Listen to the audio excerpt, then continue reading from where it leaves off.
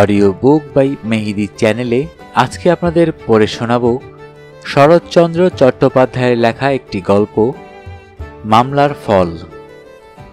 তবে গল্প শোনার আগে যারা এখনো অডিও বুক বাই মেহেদি চ্যানেলটি সাবস্ক্রাইব করেননি, অনুরোধ থাকবে চ্যানেলটি সাবস্ক্রাইব করে বেল আইকনটি অন করে দিবেন। গল্প পাঠে বরাবরের মতোই আমি মোহাম্মদ মেহেদি হাসান। তাহলে শুরু করছি শরৎচন্দ্র চট্টোপাধ্যায়ের লেখা মামলার ফল। বুড়া বৃন্দাবন সামন্তর মৃত্যুর পরে তাহার দুই ছেলে শিবু ও শম্ভু সামন্ত প্রত্যহ ঝগড়া লড়াই করিয়া মাস ছয়েক একান্নে এক বাটিতে কাটাইল।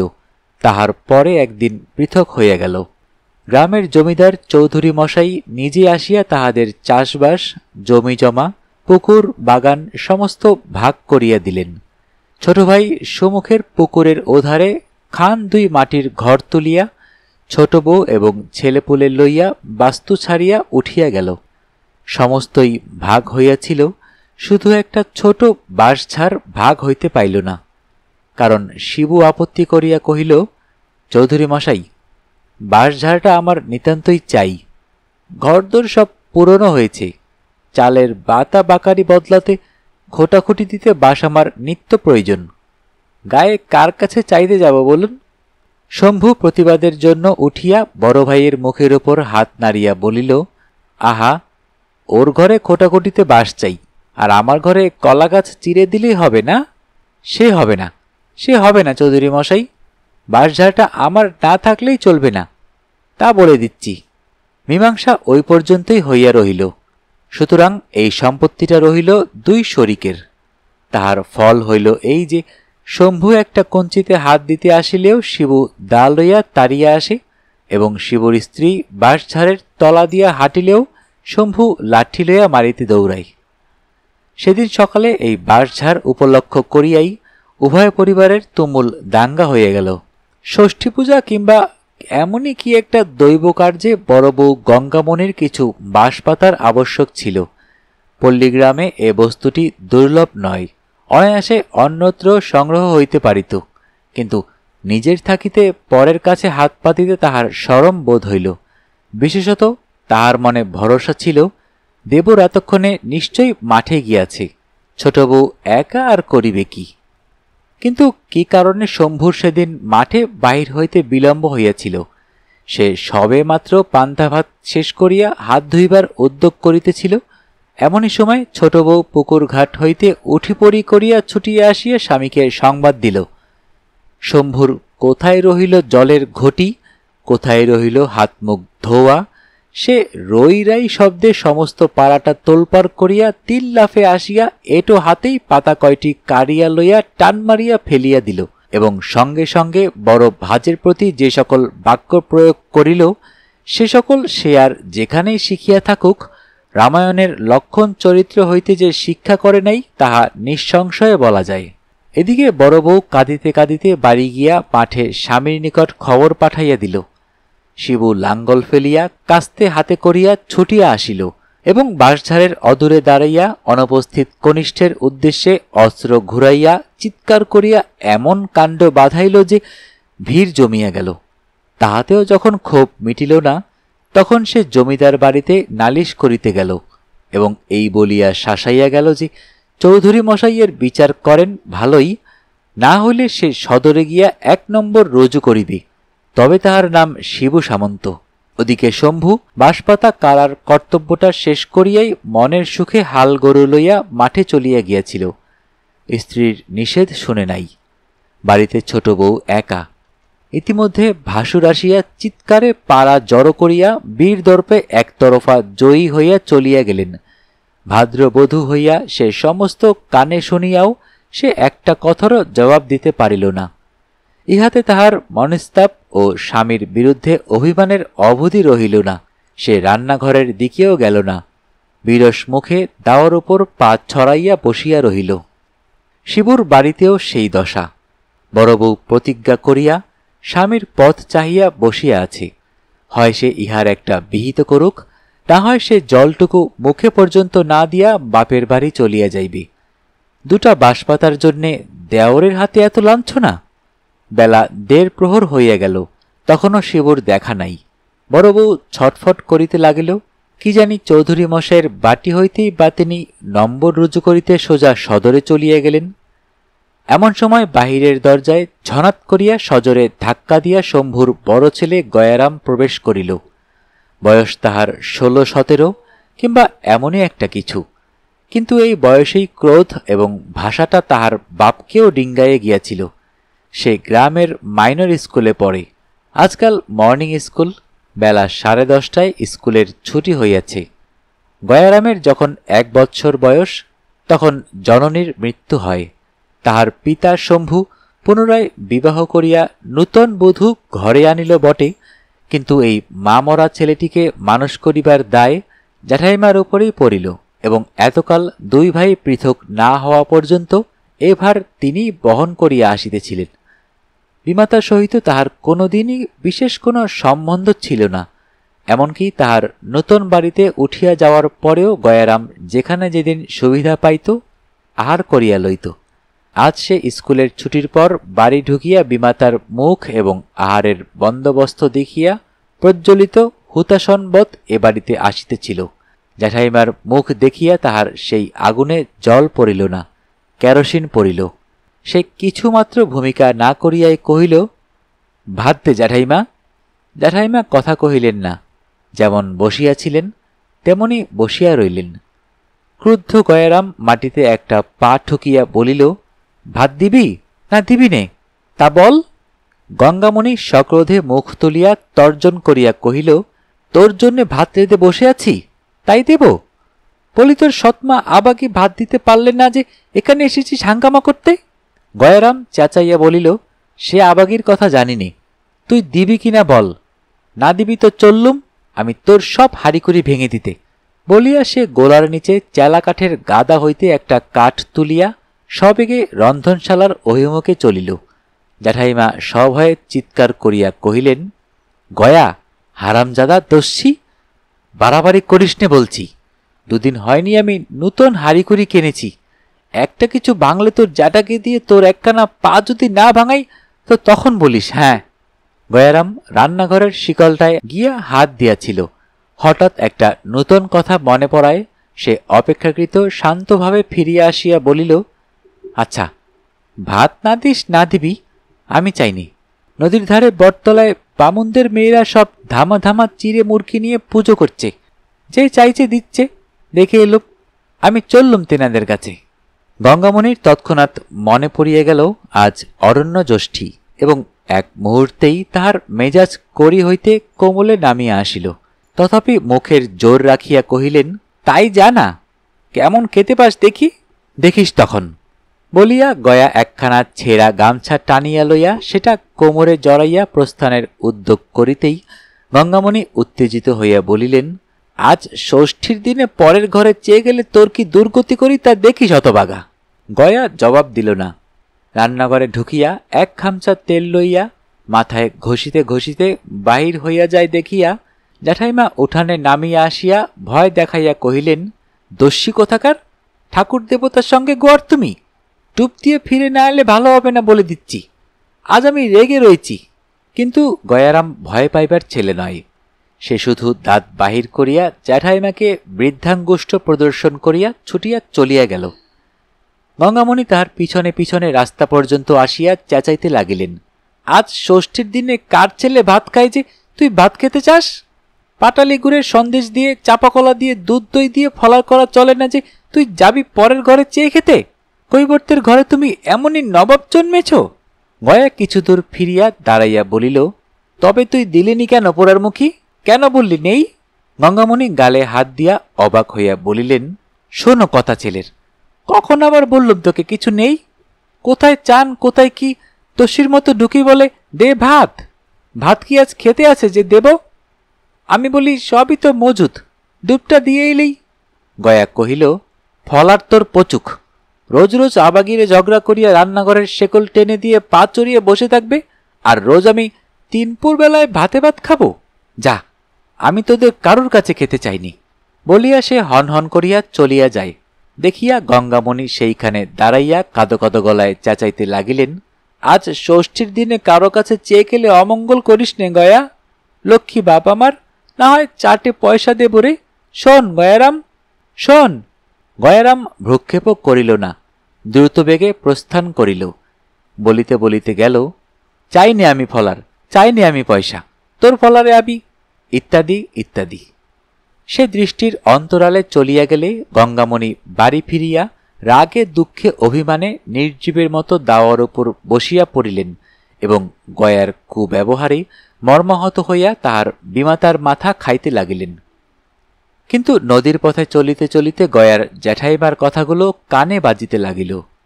একে উত্তম আহারের প্রতি স্বভাবতই তাহার একটু অধিক লোভ ছিল। পাটালি গুড়ের সন্দেশ, দধি, দুগ্ধ, চাপাকলা, তাহার উপর 4 পয়সা দক্ষিণা, মনটা তাহার দ্রুত নরম হইয়া আসিতে লাগিল। স্নান সারিয়া গয়ারাম প্রচণ্ড ক্ষুধা লইয়া ফিরিয়া আসিল। উঠোনে দাঁড়াইয়া ডাক দিল, ফলারের সব শিগগির নিয়ে আয় জ্যাঠাইমা, আমার বড্ড খিদে পেয়েছে, কিন্তু পাটালি সন্দেশ কম দিবি তো আজ তোকেই খেয়ে ফেলব। গয়ামণি সেই মাত্র গরুর কাজ করিতে গোয়ালে ঢুকিয়াছিলেন। গয়ার ডাক শুনিয়া মনে মনে প্রমাদ গণিলেন। ঘরে দুধ, দই, চিড়ে, গুড় ছিল বটে, কিন্তু চাপাকলাও ছিল না, পাটালি গুড়ের সন্দেশও ছিল না। তখন গয়াকে আটকাইবার জন্য যা মুখে আসিয়াছিল তাই বলিয়া লোভ দেখাইয়াছিলেন। তিনি সেইখান হইতে সাড়া দিয়া কহিলেন, তুই ততক্ষণ ভিজে কাপড় ছাড় বাবা, আমি পুকুর থেকে হাত দিয়ে আসছি, শিগগির আয় বলিয়া হুকুম চালাইয়া গয়া কাপড় ছাড়িয়া নিজেই একটা আসন পাতিয়া ঘটিতে জল গড়াইয়া প্রস্তুত হইয়া বসিল। গঙ্গামণি তাড়াতাড়ি হাত ধুইয়া আসিয়া তাহার প্রসন্ন মেজাজ দেখিয়া খুব খুশি হইয়া বলিলেন, এই তো আমার লক্ষ্মী ছেলে, কথায় কথায় কি রাগ করতে আছে বাবা? বলিয়া তিনি ভাড়ার হইতে আহারের সমস্ত আয়োজন আনিয়া সম্মুখে উপস্থিত করিলেন। গয়ারাম চক্ষের পলকে উপকরণগুলি দেখিয়া লইয়া তীক্ষ্ণ কণ্ঠে জিজ্ঞাসা করিল, চাপাকলা কই? গঙ্গামণি ইতস্তত করিয়া কহিলেন, টাকা দিতে মনে নাই বাবা, সবকটা ইঁদুরে খেয়ে গেছে, একটা বেড়াল না পুষলে আর নয় দেখছি। গয়া হাসিয়া কহিল, কলা কখন ইঁদুরে খায়? তোর ছিল না তাই কেন বল না। গঙ্গামণি অবাক হইয়া কহিলেন, সে কি কথা রে, কলা ইঁদুরে খায় না? গয়া চিড়ে দই মাখিতে মাখিতে বলিল, আচ্ছা খায় খায়, কলা আমার দরকার নেই, পাটালি গুড়ের সন্দেশ নিয়ে আয়, কম আনিসনি যেন।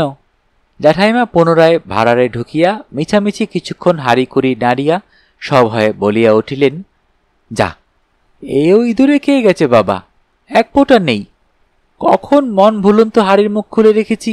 তাহার কথা শেষ না হইতেই গয়া চোখ পাকাইয়া চেঁচাইয়া উঠিল, পাটালি গুড় কখন ইঁদুরে খায় রাক্ষসী? আমার সঙ্গে চালাকি? তোর যদি কিছু নেই তবে কেন আমাকে ডাকলি? জ্যাঠাইমা বাহিরে আসিয়া বলিলেন, সত্যি বলছি গয়া। গয়া লাফাইয়া উঠিল, কহিল, তবু বলছো সত্যি? যা, আমি তোর কিচ্ছু খেতে চাইনি। বলিয়া সে পা দিয়া টান মারিয়া সমস্ত আয়োজন উঠানে ছড়াইয়া ফেলিয়া দিয়া বলিল, আচ্ছা আমি দেখাচ্ছি মজা, বলিয়া সেই চেলা কাঠটা হাতে তুলিয়া ভাড়ারের দিকে চলিল। গঙ্গামণি হা হা করিয়া ছুটিয়া গিয়া পড়িলেন, কিন্তু চক্ষের নিমিষে ক্রুদ্ধ গয়ারাম হাড়িকুড়ি ভাঙিয়া জিনিসপত্র ছড়াইয়া একাকার করিয়া দিল।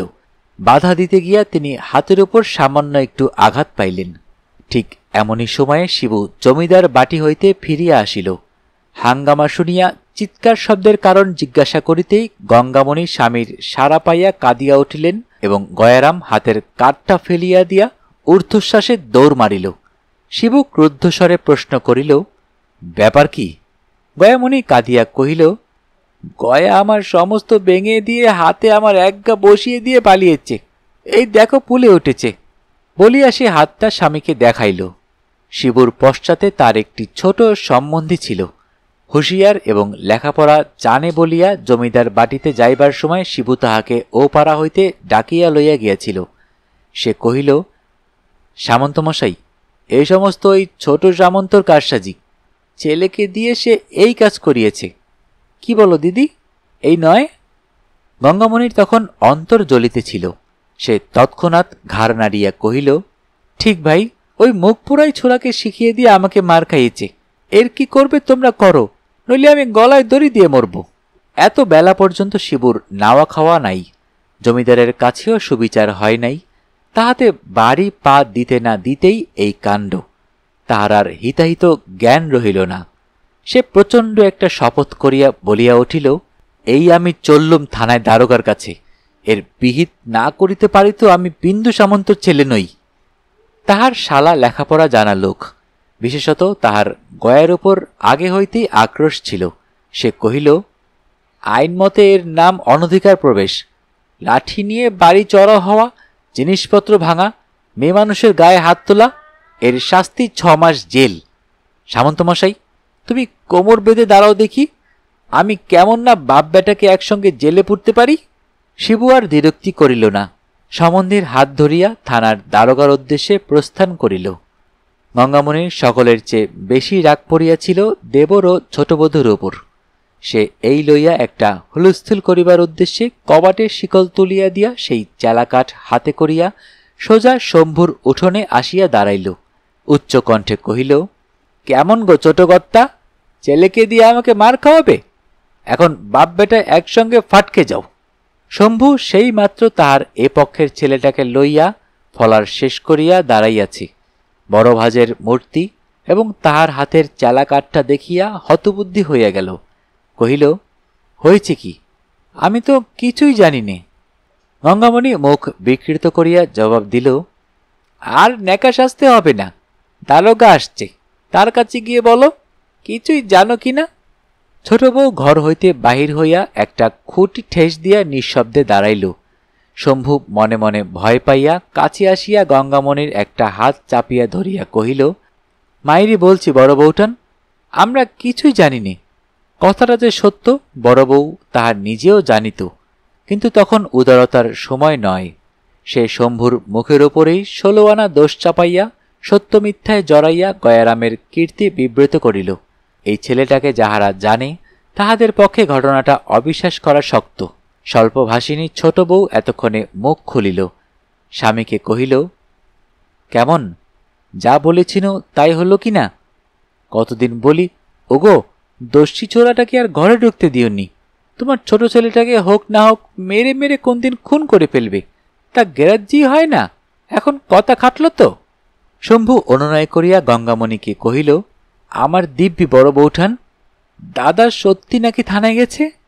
তাহার করুণ কণ্ঠস্বরে কতকটা নরম হইয়া বড় বউ জোর দিয়া বলিল, তোমার দিব্যি ঠাকুরপো গেছে, সঙ্গে আমাদের পাঁচুও গেছে। শম্ভু অত্যন্ত ভীত হইয়া উঠিল। ছোট বউ স্বামীকে লক্ষ্য করিয়া বলিতে লাগিল, নিত্যি বলি দিদি, কোথায় যে নদীর উপর সরকারি পুল হচ্ছে, কত লোক খাটতে যাচ্ছে, সেটাই নিয়ে গিয়ে ওরে কাজে লাগিয়ে দাও। তারা চাবুক মারবে আর কাজ করাবে, পালাবার জোটই নেই, দুদিনে সোজা হয়ে যাবে। তা না, স্কুলে দিয়েছি পড়ুক, ছেলে যেন ওর উকিল মুক্তার হবে। শম্ভু কাতর হইয়া বলিল, আরে সাধে দেইনি সেখানে, সবাই কি ঘরে ফিরতে পায়? অর্ধেক লোক মাটি চাপায়ে কোথায় তলিয়ে যায় তার তল্লাশি মেলে না। ছোট বউ বলিল, তবে বাপ বেটাতে মিলে ফাটকে খাটকে যাও। বড় বউ চুপ করিয়া রহিল। শম্ভু তাহার হাতটা ধরিয়া বলিল, আমি কালি ছোড়াকে নিয়ে গিয়ে পাঁচলার পুলে কাজে লাগিয়ে দিব। বৌঠান, দাদাকে ঠান্ডা করো, আর এমন হবে না। তাহার স্ত্রী কহিল, ঝগড়াঝাটি শুধু ওই ড্যাকরার জন্যে?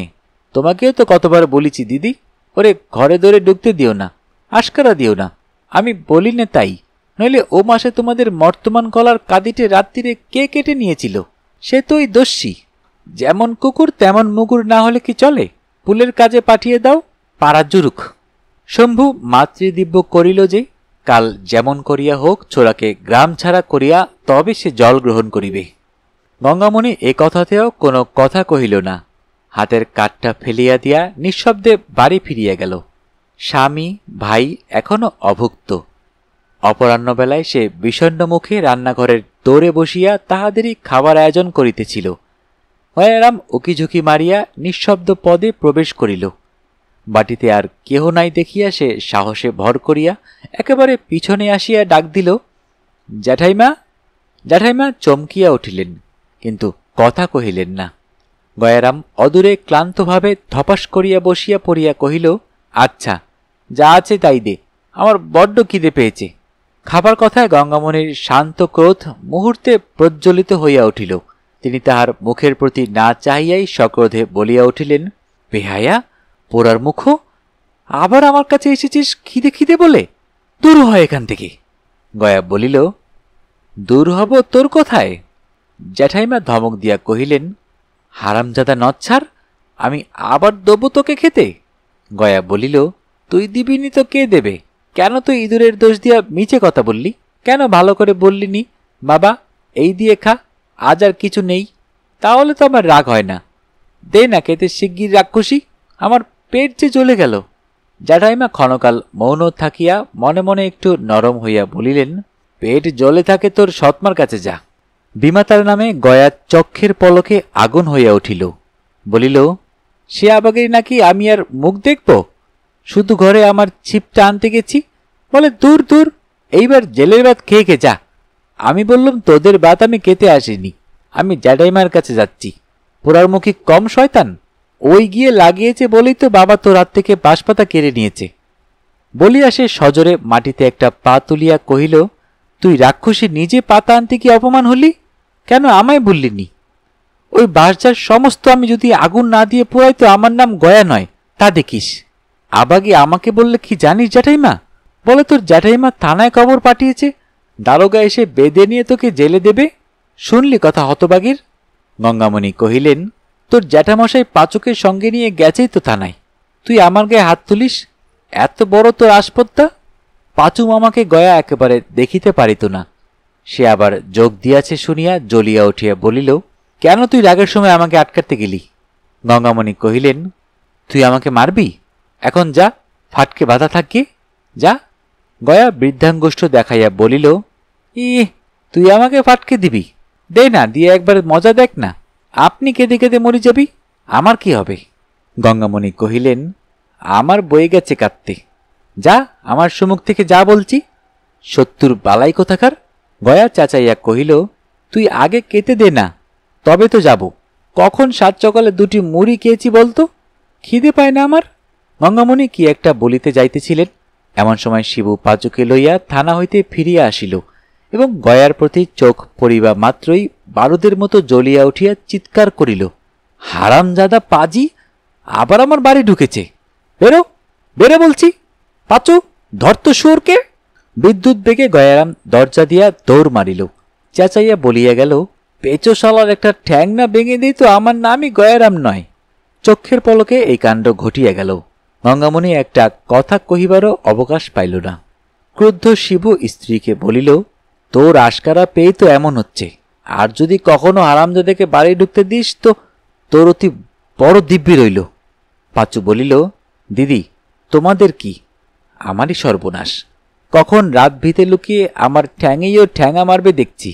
শিবু কহিল, কাল সকালে যদি না পুলিশ পেয়াদা দিয়ে ওর হাতে দড়ি পড়াই তো আমার, ইত্যাদি ইত্যাদি। গঙ্গামণি কাঠ হইয়া বসিয়া রহিল। একটা কথাও তাহার মুখ দিয়া বাহির হইল না। ভীতু পাস করি সে রাত্রে আর বাড়ি গেল না, এইখানেই শুইয়া রহিল।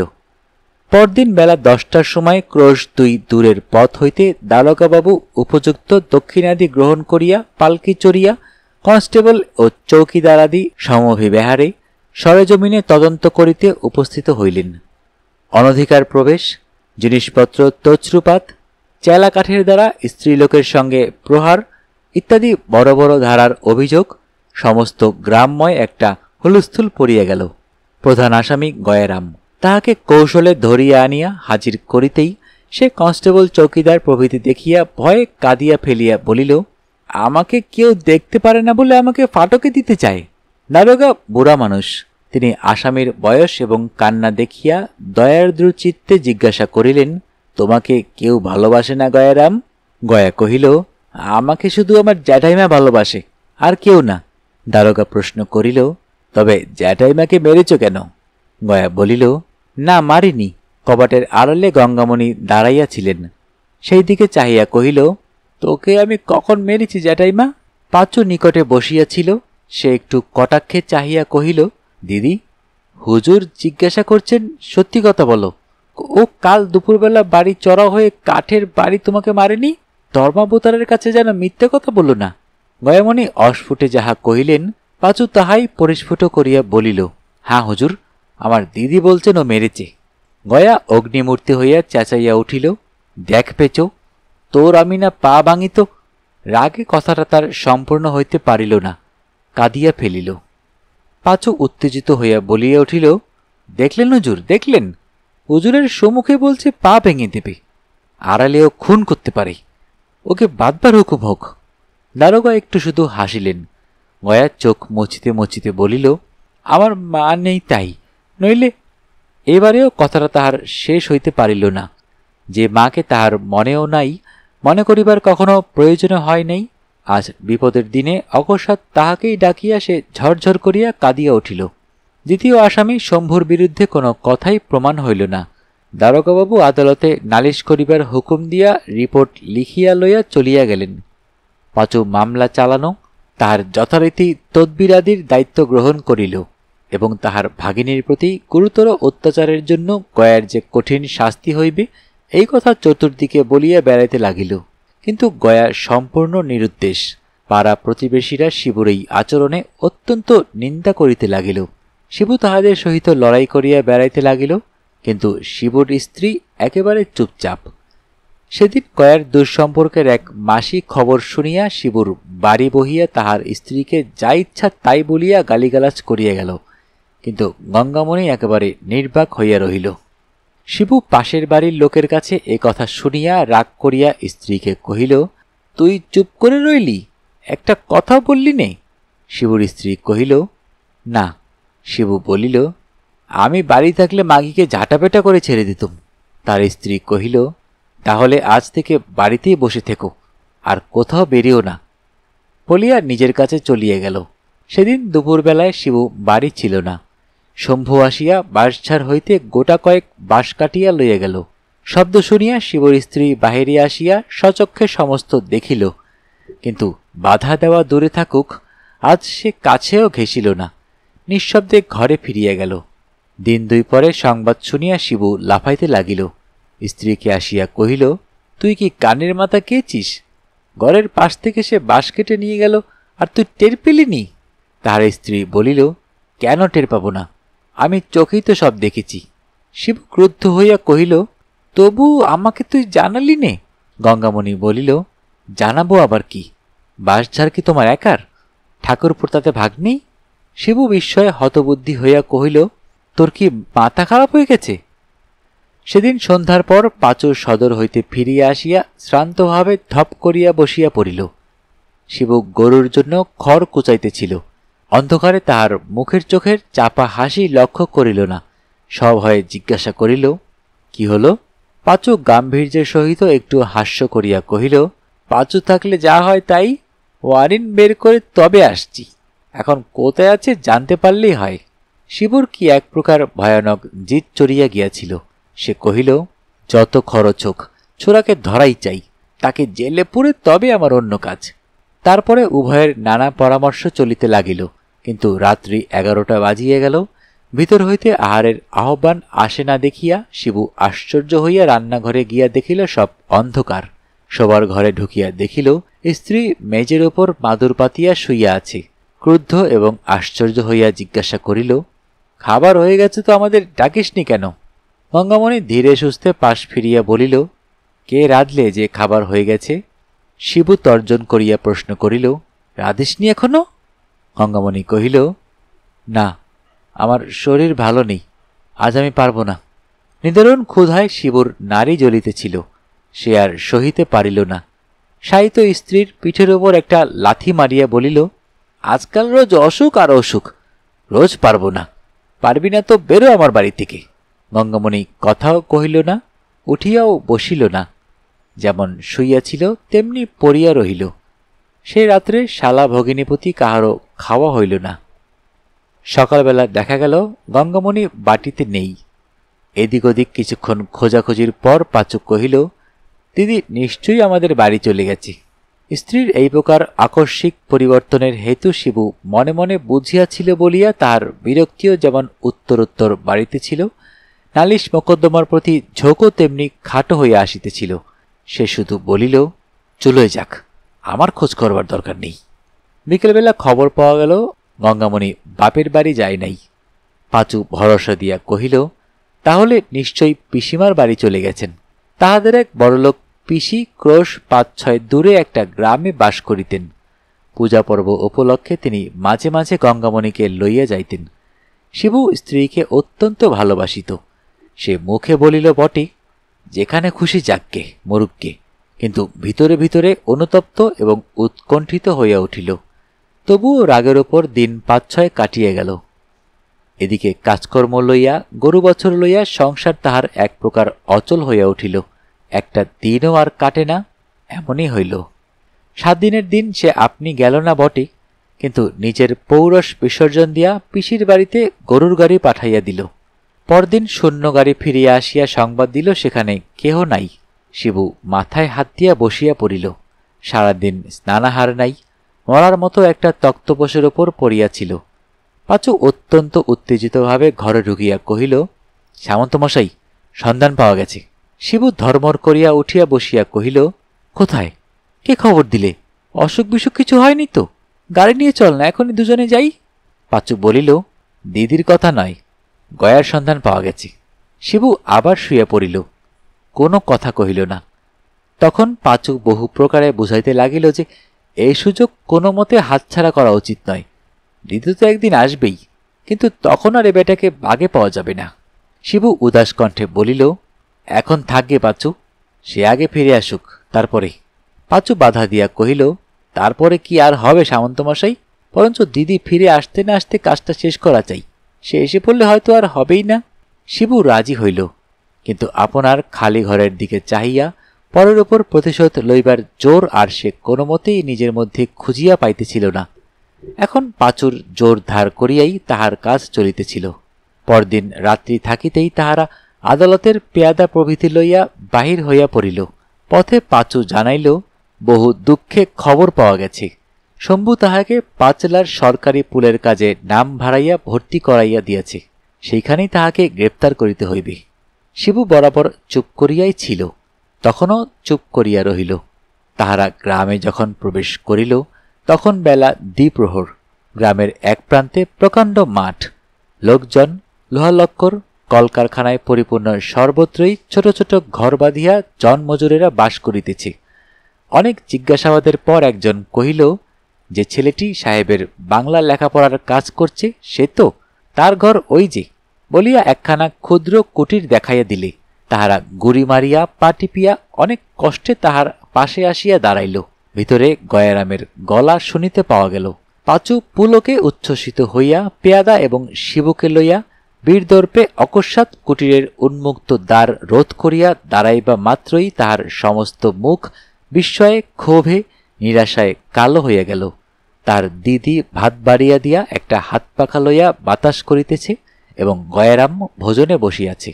শিবুকে দেখিতে পাইয়া গঙ্গামণি মাথায় আঁচলটা তুলিয়া দিয়া শুধু কহিল, তোমরা একটু জিরিয়ে নিয়ে নদী থেকে নিয়ে এসো গে, আমি ততক্ষণ আরেক হাঁড়ি ভাত চড়িয়ে দিই। শুনতে শুনতে শেষ হয়ে গেল আমাদের আজকের গল্প। যারা এখনো অডিও বুক বাই মেহেদি চ্যানেলটি সাবস্ক্রাইব করেননি, অনুরোধ থাকবে চ্যানেলটি সাবস্ক্রাইব করে বেল আইকনটি অন করে দিবেন। সবাই ভালো থাকবেন, সুস্থ থাকবেন এবং বেশি বেশি করে বই পড়বেন, কারণ বইয়ের চেয়ে ভালো বন্ধু আর হয় না।